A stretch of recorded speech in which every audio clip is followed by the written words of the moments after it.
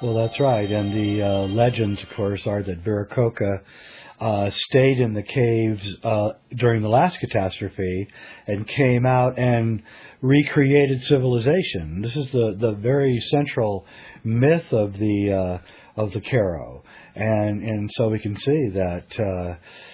All of this has been going on for a long time, and it is a periodic thing. And as Fulcanelli warns us, the nature is renewed by fire. So this is an event that actually could be argued in a bizarre spiritual way as a good thing.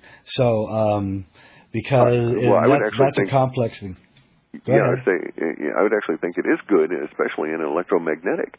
And it probably is required to recharge our magnetosphere, which curiously recharges 11,000 years. That's exactly right. And so that I tell people that this has to happen because we're densifying at such a rapid rate. At this point, time is literally condensing.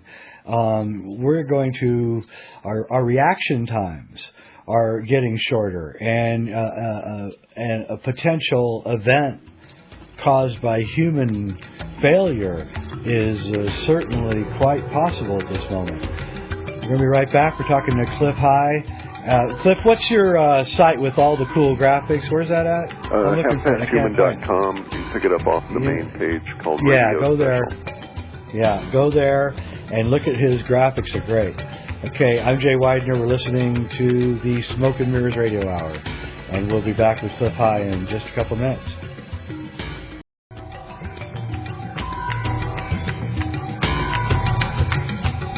We're back. Smoke and Mirrors Radio Hour. I'm Jay Weidner. We're talking to Cliff High, Half Past Human. Go to Radio Special there at the top and look at all the great stuff. One of the things that I started tracking after I finished with the Henday work was to see if there was anybody doing anything in the power structure to prepare for what the Henday material was saying was going to happen. And, that's when I found the Georgia Guidestones and the stuff in the Denver airport, and I started finding all this creepy stuff everywhere. I was just going to call it creepy. Yeah, exactly. Yeah. and then I began looking into Freemasonry in a real way, and reading some of the more obscure Freemasonic books and things. And what I've come to realize is that the entire purpose of Freemasonry, as far as I can tell, is to pass on the information of this disaster. Sure, and to perpetuate that and get them motivated and carry that forward, whether they know it or not. Yeah, absolutely. And they have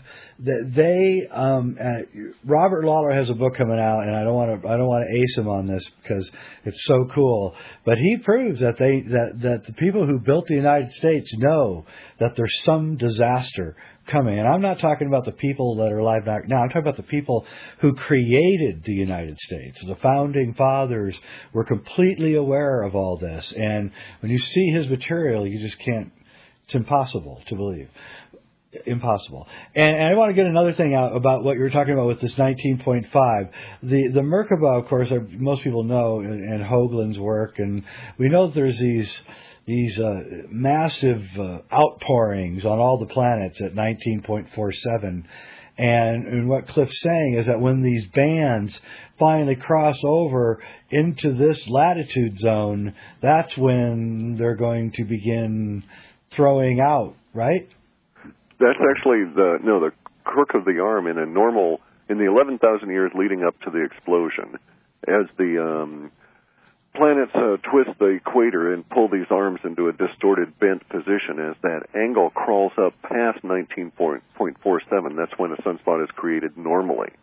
Normally, actually, right. Okay, and then actually you'll get to a point where if you think about it as like strings wound around a croquet ball, eventually you can't get any of the bends to go up that high because you're down near the equator. You've essentially filled up the ball. And that's where we're at now, I believe. And the sunspots that we're going to see now will not occur from the bend actually going up to 19.47, but rather from an individual strand of the yarn around the croquet ball being twisted and twisted and twisted in and of itself to the point that it flops around kind of like a a garden hose with too much water going through it, right? And as it does so, it will expose that 19.47 degree area occasionally for these brief and rather chaotic form of sunspots that will not really follow a normal sunspot pattern. Gotcha. If I'm correct about this, those sorts of sunspots, probably you'd never get more than 2 or 3 of them clustering together instead of the large groups that we've sometimes seen. And their lifespan should be very brief and extremely violent in terms of what they're throwing off, because they're basically we can think of as sort of like the rocking of the pressure cooker weight at an extreme level, and little bits of steam coming out occasionally, because it's that kind of tension that's occurring that causes these forms of sunspots. And I'm still tracking space weather in NOAA and a few of the other places to see if this recent one is indeed one of those, since we've had such a huge absence of them, 200 plus days this year, an exceptional length of time. In fact, it's so long, it's got the stellar evolutionist talking about a Maunder-style minimum, an ice age forming lack of sunspot period, which coincidentally, if you read, what's his name, Price's work, I think, the guy who wrote Not by Fire, but by Ice. Oh, yeah. Great writer, yeah. Yeah, and he's talking about these magnetic reversals, which is exactly what is the cause for the flip within the Earth itself. Right. And all of this stuff is indeed encoded in extremely intelligent ways in all these myths, and it's like, aha, they were trying to tell us something. But what getting back to something I wanted to say earlier was, you're mentioning about the living in the caves in Peru. That's also the same story from some of the Salish-related Native Americans up here east of the mountains, where they record living in caves for a long time. But what I find curious is that the myth structure around the, say, near the tropical through the equatorial regions of the planet discuss survival by boat, whereas those in the upper regions discuss the issue of fire and surviving in caves. Quite curious, because there's a predicted, in one of Gerald's books, a predicted effect from this, and that is that as this flip occurs, and the magnetosphere is quite literally turned it completely around with a giant hole in it, that in the temperate zones, both north and southern hemisphere, you might get in a situation where you would be absolutely incredibly inundated with all kinds of flaming objects from space, simply because there's nothing out there to repel them. Right. Exactly. And it would, you would think at that point anything could happen, and we could get, we really don't know. I mean, the slightest fire with the winds could spread and destroy thousands of acres of forest. Waves could be pushed very high.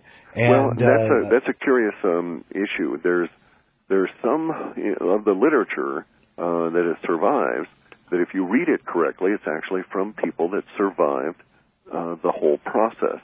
And there's in one of the Sanskrit literatures, I'm sorry, there's a Sanskrit literature where there's this sea captain who writes about the occurrence of 55 hours, basically, of a horrific hell that ended up moving him nearly 1,500 miles. That's seriously traveling. Especially by sail. I've heard a lot of those stories. I've collected a lot of them, actually, from all over, including the Salish. And I'm Jay Weidner. We're talking to Cliff High. You're listening to the Smoke and Mirrors Radio Hour. Go to Half Past Human. Look at the graphics. We're going to talk about the Nazis and stuff, too, because I think they knew about it. Believe it or not, Hitler visited the Henday Cross. Okay, here we go.